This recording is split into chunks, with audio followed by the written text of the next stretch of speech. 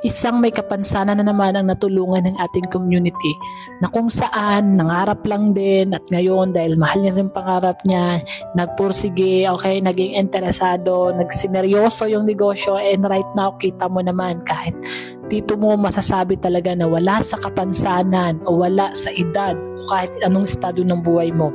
Ngayon, kung nag-aalala ka kasi hindi ka nakapagtapos ng pag-aaral, kung may kapansanan ka din ngayon, walang problema kasi pwedeng-pwede ka ditong kumita extra income kahit nasa bahay ka lang. At ang kagandahan dito, kung nakaya ng isang may kapansanan na walang paa, why not ikaw pa kaya? Diba?